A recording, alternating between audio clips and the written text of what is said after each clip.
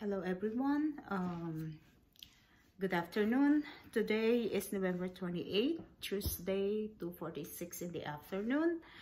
And the weather right now is 39 degrees, so it's a little chilly. Anyway, our topic for today is all about our grieving process because like I said, me and my husband have different experience for grieving. Yesterday is kind of tough because my husband he didn't have chance to go to work kasi yung car niya actually ayaw umandar. So ang dami-daming problema na nga, tapos yung car niya is ayaw mag-function. Anyway, so ako naman nag-vertigo ako yesterday, kaya ang daming nangyayari na mga kung ano-ano aside from my pain sa mga bones and everything, you know. But anyway, kahapon kasi ayaw umandar yung battery niya, na drain kasi alam mo kasi ang problema namin ngayon is masyado kaming makakalimutin, kaya actually mas worse itong husband ko kasi ako kahit papaano I'm seeking for help. Kahit anong klaseng help ay nagtry ako to help myself, you know, kasi that's what we're gonna do. Not like him, he's quiet. Hindi siya nakikipag-usap to anyone. Wala siyang outlet at this time, kaya hindi ko rin naman siya masisi because yun siya, magkaiba talaga kami. So anyway, I'm trying to explain to him na pwede rin siyang maging busy like me, you know. Kaya actually nag-order na nga ako ng mga gamit namin para pag nasa labas kami makapag-gawa kami ng video, kasi how many times I tried outside and hindi maganda ang sound. It's very quiet at saka magalaw, so ayoko naman yung mga audience ko is mahihilo sa panood, at ayoko sila may stress. So kaya nag-i-invest ako ngayon para sa mga gear namin para makapag-video kami ng maayos, you know, because I'm trying to convince my husband na mag-busy siya kasi he's doing all the yung mga editing and everything, kasi right now ako gumagawa pero still it's not easy. Alam ko it's a lot of work, especially kung wala kang mga gamit, you know. So I want him to be busy, kaya siya muna ang mag-aaral ng technology, and then aaralin ko na rin after, you know, ma-figure out niya how we, you know, use the gadget. Kasi outside hindi marinig yung boses ko kasi mahina ang boses ko, tapos maingay. So walang naiintindihan ng mga tao, so pasensya na kayo sa mga unang video ko. So dahil hindi pa talaga maayos, talagang pinifigure out pa namin how to, you know, do this video. I mean itong pagbablog. Siyempre baguhan lang kami, hindi kami pa marunong, like hindi pa kami expert. Anyway, lahat naman tayo nag-i-start tayo sa wala tayong alam, and then eventually matututunan din lahat, kaya be patient lang. Anyway, the reason na sinasabi ko yung yesterday is ayaw umandar yung sasakyan kasi how many times nagiging makakalimutin na kami, like I said. Yung asawa ko sobrang kalimot niya ngayon because siguro dahil na rin sa nangyayari sa amin. So actually may napanood akong isang mother na nawalan din ng anak. Talagang normal lang yon. It's not a normal na ignorin, kasi parang normal lang na ma-experience namin lahat, but it's not good for our health. Kaya ang sabi ko sa asawa ko, you have to help yourself. Kasi mag-uumpisa yan, naiapektuhan ng brain talaga. Nakakalimot, mapapansin mo, masyado ka na makalimutin. Kasi how many times niya nang naiwan yung sasakyan na ang engine is still running. How many times niya nang naiwan yung lights naka-on. So, talagang madidrain yung battery namin. Good thing ang neighbor namin is very helpful kasi at least we can knock on their door kasi yung dalawa naming sasakyan hindi makalabas yung isa kasi one covered garage kami plus the driveway, so nakaharang yung na-drain na battery. So magkatalikod sila, kung magkaharap sana pwede niyang i-connect sa kabila para mai-jump niya yung battery. So we have no choice but to knock on our next door, and good thing some couple yan one of them stay home, nagtatrabaho from home yesterday, so we able to fix the car, and then we bought a new battery. Syempre, ganun talaga, bili na naman, kaya ang daming gastos talaga. Anyway, kaya sabi ko sa kanya, kasi lahat nakakalimutan niya na, masyado na siya makakalimutin, nagiging na siya, napoprostrate na siya lagi.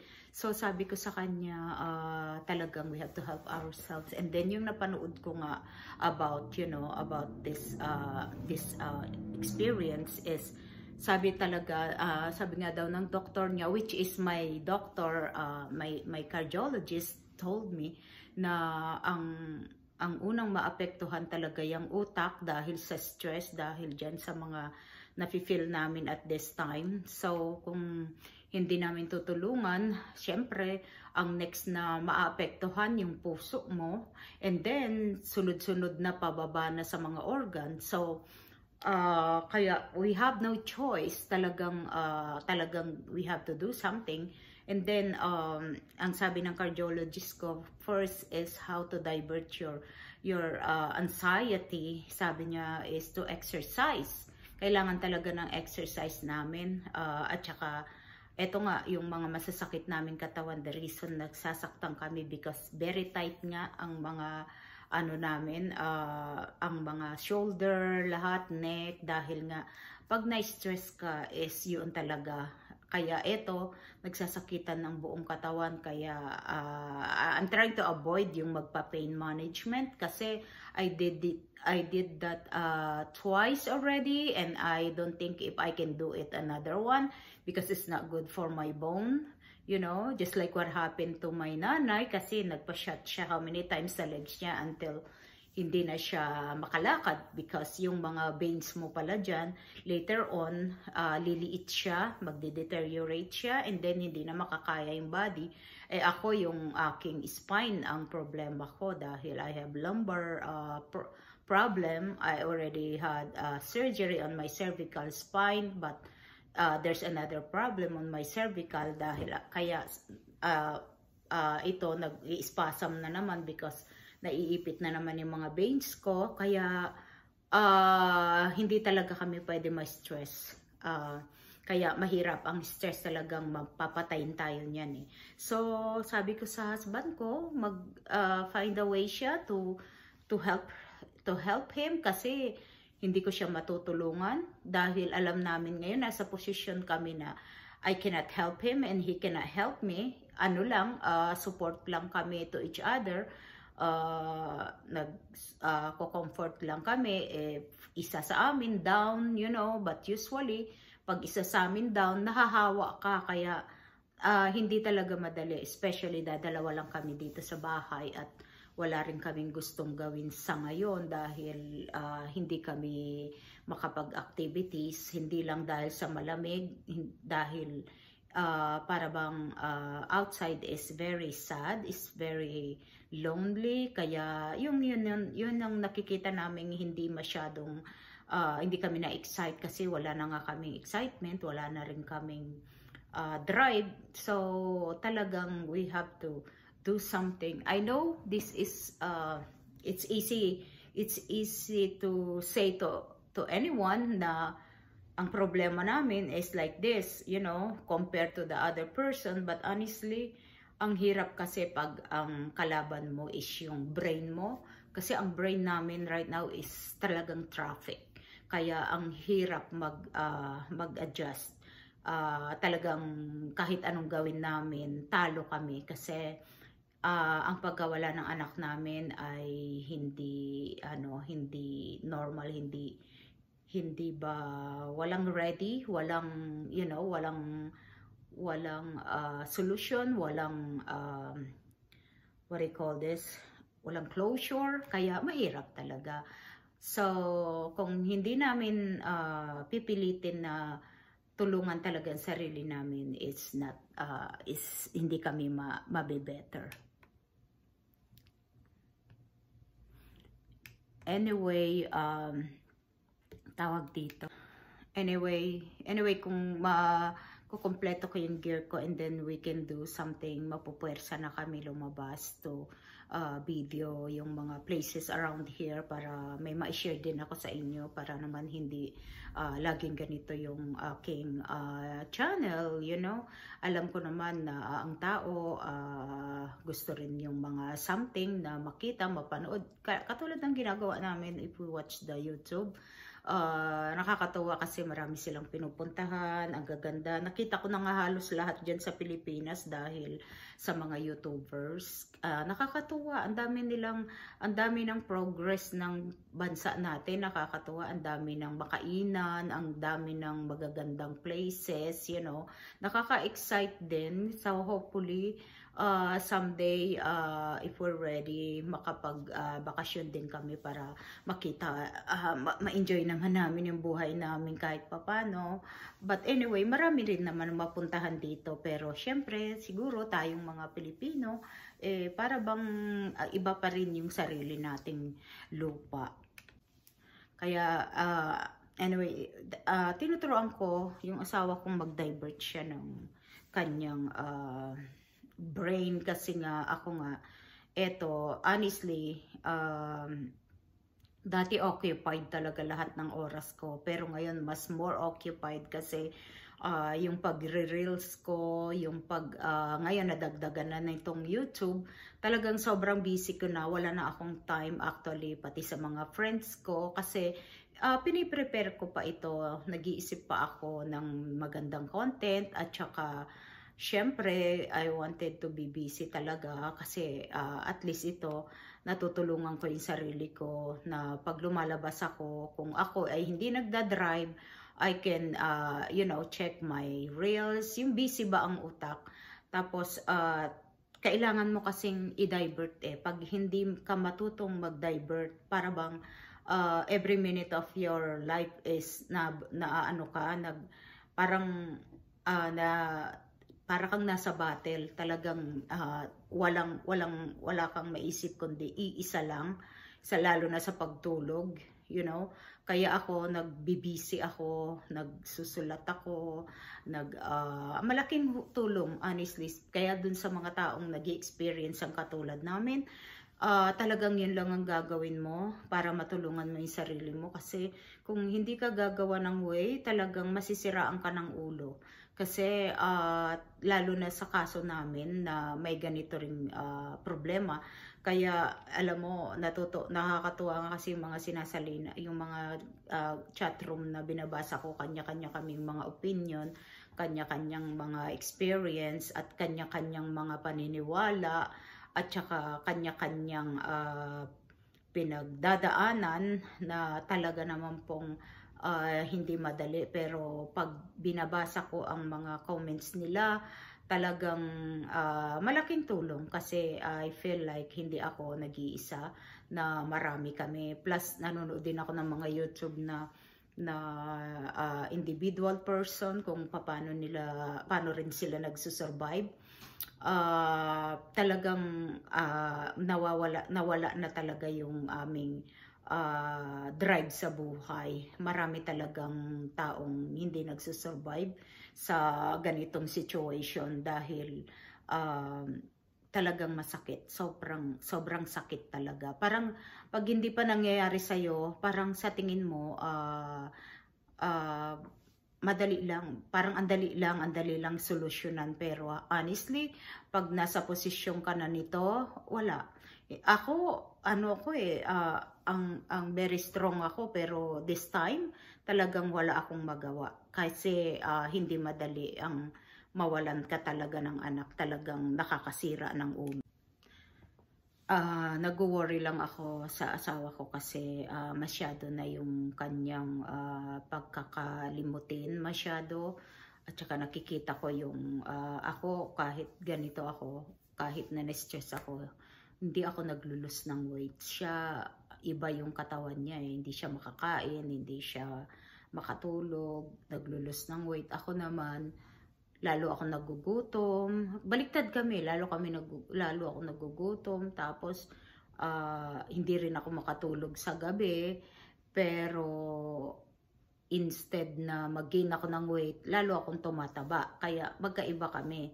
Kasi siguro dahil may thyroid problem ako, at saka yun talaga yung body build namin, iba ang amin. Kaya I'm so worried about him. Kaya kung minsan nag-uusap kami, tinitingnan namin kung ano bang ginagawa namin dito sa Amerika. Para bang kasi nawalan kami ng gana dito sa nangyari sa buhay namin dito. Parang disappointed kami dahil parang lahat ng pinagpaguran namin, lahat ng pinaghirapan namin is napunta sa wala. Although malaking tulong yun sa anak ko, kaya lang nabigyan namin siya ng mas magandang buhay. Kung nasa Pilipinas kami, siguro hindi niya naman ma-experience yung ganitong buhay. Ang nawala lang sa ng anak ko is ang Pilipinas. Kahit papano masaya ang mga tao doon, tapos yung kultura natin maiintindihan niya. Dito kasi iba, kahit na actually tayong mga Pilipino, kahit na sabihin pa natin matitigas ang ulo ng mga anak natin sometimes, pero i-compare mo siya sa ibang bata, they are so much better, you know. Kaya marami rin namang mas maganda ang nagiging outcome ng mga anak natin dito. Mostly Asian naman ganun, pero syempre iba pa rin yung kultura natin dyan. Actually, marami ngang mga bata rito na katulad ng anak ko, born dito, na they hate, our culture. Kasi may mga hindi maganda sa atin, pero marami ding sa akin sa ano ko lang yon, yung opinion ko lang yon, parang real talk lang ito, na nakikita ko kasi nung nawala anak ko, nag-search ako lahat, kasi gusto kong makita kung anong mga, para bang hindi ko pansin yung mga bagay na yan during that time, nung andito pa siya, na kasi parang set ka na walang mangyayari sa anak mo, parang sure ka na nabigyan mo yan ng better na buhay, parang sure ka na yon na ang buhay niya. Yung pala, hindi naman lahat is stable. It's not gonna be forever na ganon. Biglang nag-turn around, Kaya nga kami ng asawa ko, nag-iisip kami kung para bang ngayon na matanda na kami, nag-iedad na kami, parang feeling namin, parang nawalan kami ng gana na what's the point, nagtatrabaho tayo, saan mapupunta tong mga pinaghihirapan natin? Kasi noon, ang feeling ko, lahat ng hirap namin, parang baliwala yan Hindi namin pinapansin yung hirap kasi may anak kami.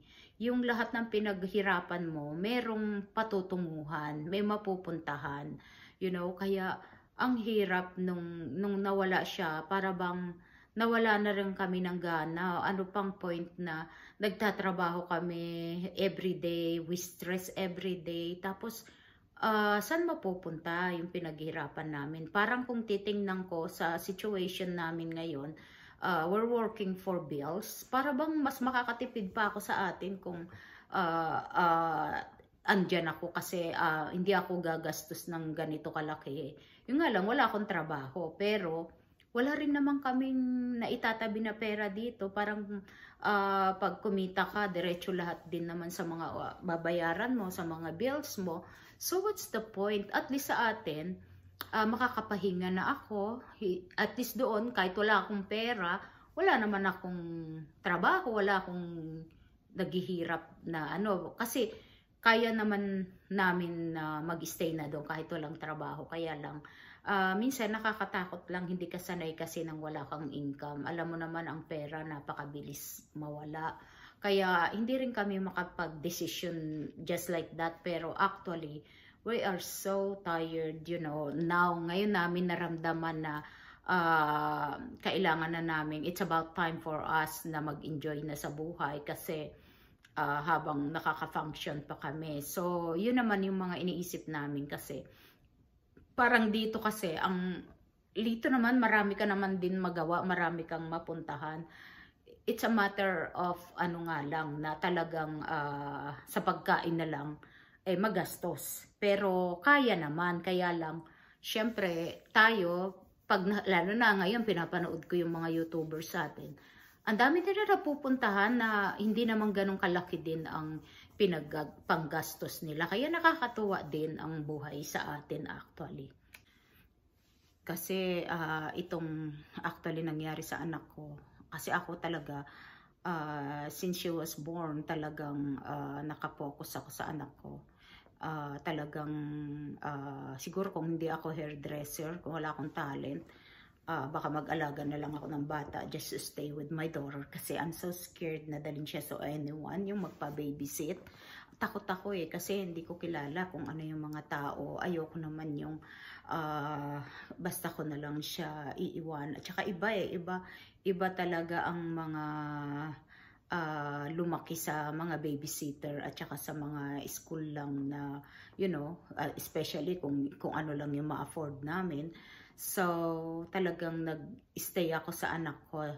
Nagtrabaho ako sa salon for a couple of years. Pero nung nag-full-time ng anak ko sa school, I decided to stop and nag-build up na ako ng clientele sa bahay just to stay with my daughter. Kaya ako talaga ang nagpalaki sa anak ko. Hindi ko ako yung nagdisiplina sa kanya. Ako lahat ang nag-alaga sa kanya. Kahit na busy ako, nakikita niya ako. Not like yung nasa salon ako. Naawa ako sa kanya Kasi sa mall, lalo na sa mall, pag andun sila ng tatay niya, paikot-ikot lang sila Iniintay nila ako hanggang matapos. Minsan pagod na rin siya, you know. Kaya yun ang buhay namin dito. Kasi ayoko, takot akong magpaalaga sa ibang tao. Kaya talagang humanap ako ng way na ako talaga ang mag-aalaga sa anak ko at magdidisiplina sa anak ko. So, wala naman, okay naman, wala naman problema, naging maayos naman ang buhay namin kahit give up ko yung mas malaki kong chance sa salon kasi nakita ko yung mga lalo na yung nagtrabaho ako sa salon na talagang very busy na salon. Give up ko yun kasi nakita ko mostly ng mga kasama ko doon is they making a lot of money talaga. Pero parang wala akong nakita sa kanila na merong maayos na pamilya. Lahat sila either divorce or walang, yung mga anak nila masasakit sa ulo, parang ganun ba? Pero siguro ngayon ko lang naman na naramdaman na kahit na ang magulang pinalaki nila ng maayos ang mga anak nila, meron pa rin lumalabas na iba kasi iba pa rin yung outside sila, iba yung na-adapt nila outside, you know. Kaya hindi rin natin pwedeng hindi rin tayo pwedeng mang-blame ng magulang na like for example, yung mga ibang kakilala namin, nagtataka kami bakit ganun yung mga anak nila. Ang babait naman nilang magulang, you know. Meron namang ang sasalbahin ng magulang, walang pakialam sa anak, pero ang babait ng anak. Kaya tayo talagang hindi tayo pwedeng mag-judge to anyone. Kung ano yung nakikita natin, hindi talaga yun ang totoong nangyayari. Sa tingin lang natin yun. Pero kung minsan, katulad namin, garantisado, you know, wala ka talagang control, you know, especially hindi tayo safe anytime, anywhere. Walang safe na lugar.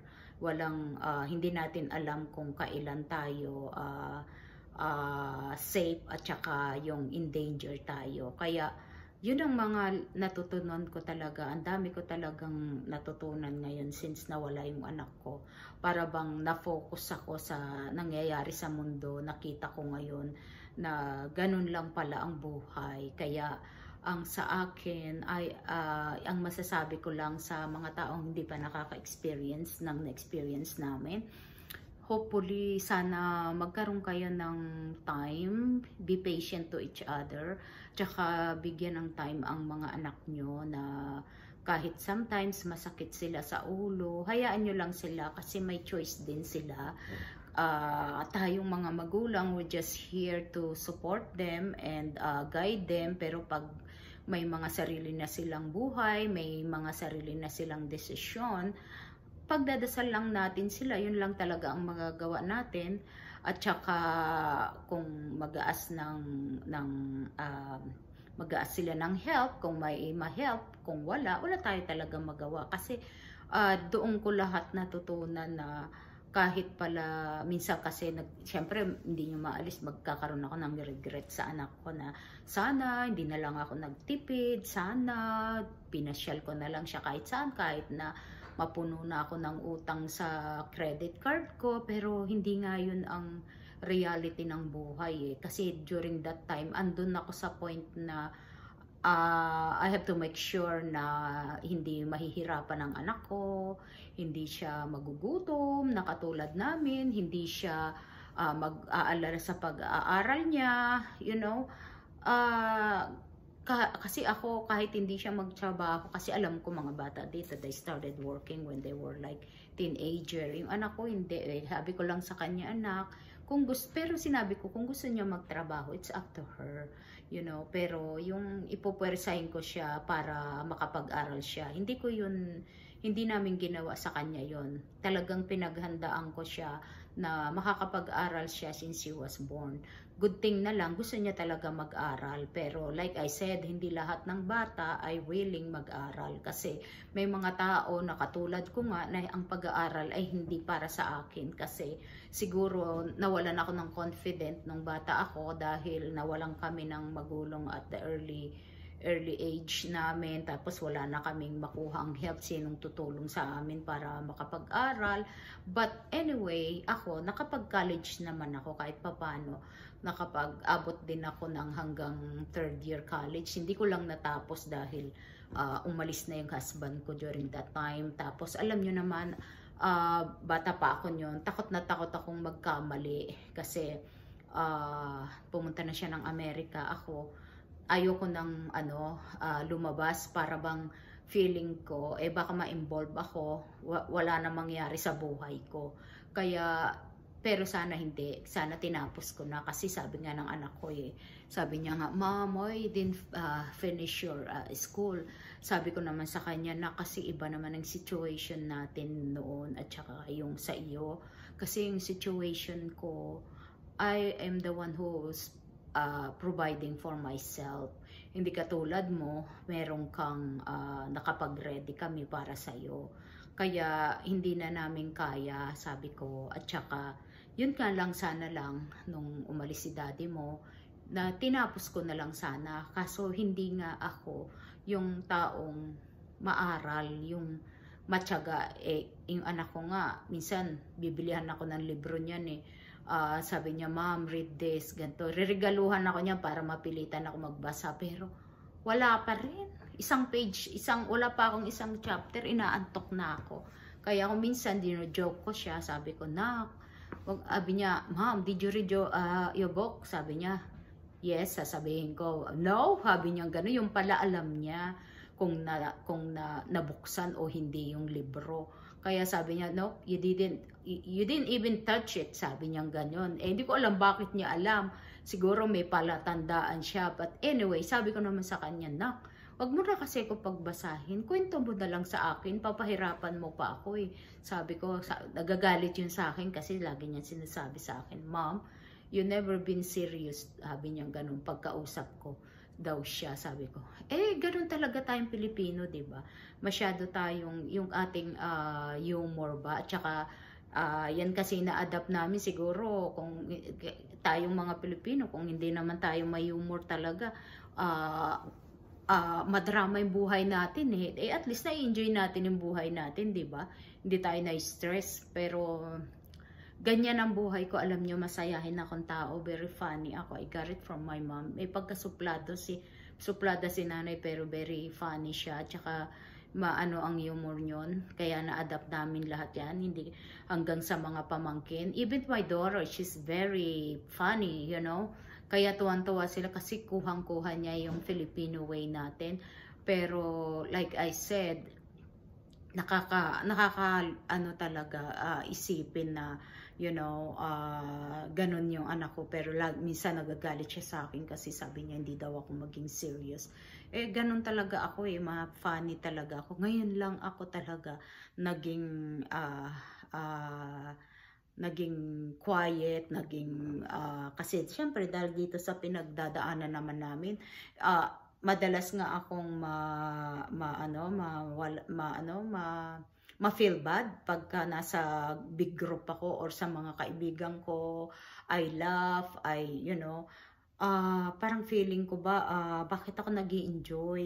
Hindi naman ako dapat mag-enjoy, pero yun nga yung nararamdaman ko lang. Pero kaya pag wala na yung mga kaibigan ko or kaya yung mga kamag-anak, back na naman kami sa sad life namin. Kaya kung minsan, masarap pa rin yung meron kang nakakausap.